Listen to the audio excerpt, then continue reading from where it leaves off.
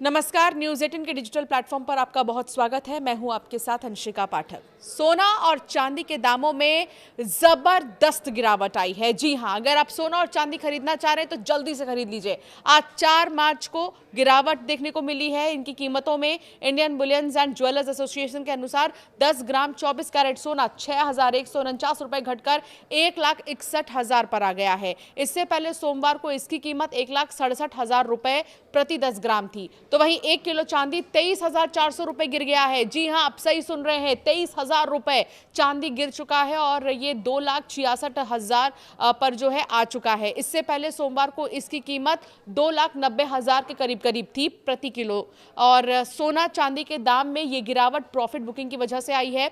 मंगलवार को होली पर्व के कारण बाजार बंद था।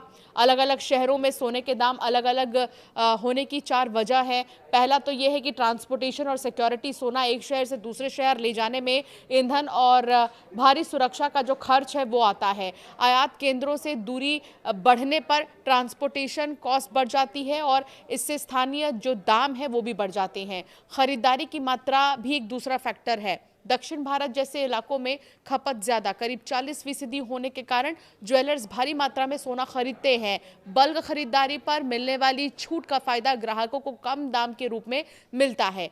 तीसरा जो फैक्टर है वो है लोकल ज्वेलरी एसोसिएशन। हर राज्य और शहर के अपने ज्वेलरी एसोसिएशन, जैसे तमिलनाडु में मद्रास ज्वेलरी एसोसिएशन होते हैं। ये संगठन स्थानीय मांग और सप्लाई के आधार पर अपने इलाके के लिए सोने का रेट जो है वो तय कर लेते हैं। और चौथा फैक्टर है पुराना स्टॉक और खरीद मूल्य। ज्वेलर्स ने अपना स्टॉक किस रेट पर खरीदा है ये भी मायने रखता है। जिन ज्वेलर्स के पास पुराने और सस्ते रेट पर खरीदा हुआ स्टॉक होता है वो ग्राहकों से कम कीमत वसूल सकते हैं।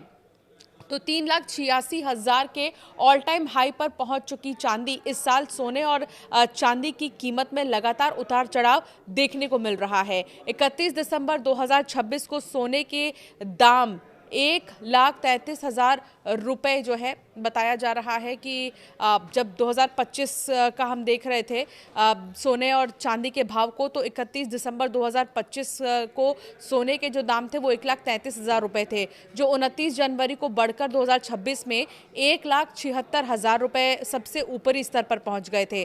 तब से अब तक सोना 14,000 रुपए सस्ता हो चुका है। तो वहीं चांदी की कीमतों की अगर बात करें तो 31 दिसंबर 2025 की अगर बात करें तो 2,30,000 रुपए था चांदी। और ये दिसंबर 2025 की बात है, जो 29 जनवरी 2026 को 3,86,000 रुपए के ऑल टाइम हाई पर पहुंच गई थी।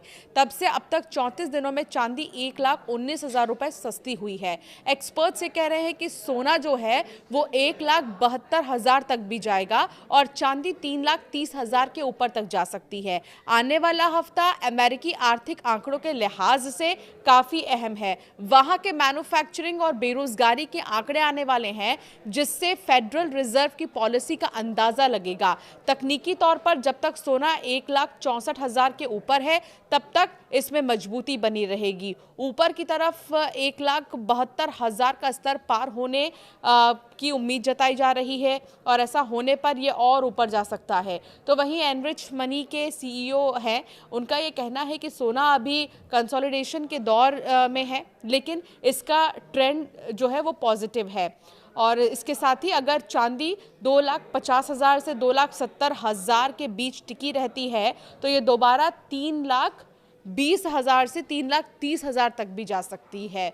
अमेरिका और ईरान तनाव पर निर्भर रहेगा बाजार। जानकारों का मानना है कि सोना और चांदी की अगली चाल इन 2 बातों पर निर्भर रहेगी। मिडिल ईस्ट संकट, अगर ईरान और इजराइल अमेरिका के बीच तनाव और बढ़ता है या कच्चे तेल की कीमतें फिर से उछलती हैं तो सोने चांदी में दोबारा तेजी आ सकती है। अमेरिकी डेटा पर भी निर्भर करता है। अगर अमेरिका के आर्थिक आंकड़े उम्मीद से बेहतर आते हैं तो डॉलर मजबूत होगा और इससे सोने की कीमतों पर दबाव बढ़ सकता है। ज्वेलर से सोना खरीदते समय 2 बात का ख्याल जरूर रखें कि सर्टिफाइड गोल्ड हो, और दूसरा जो आपको ध्यान में रखना है फैक्टर, कभी भी आप गोल्ड खरीद रहे हैं तो कितने कैरेट का है, कीमत क्रॉस चेक करना बहुत ज़्यादा ज़रूरी है, क्योंकि हर कैरेट का सोना जो है अलग कीमतें उसकी होती हैं। तो इस बात का विशेष तौर पर ध्यान रखें।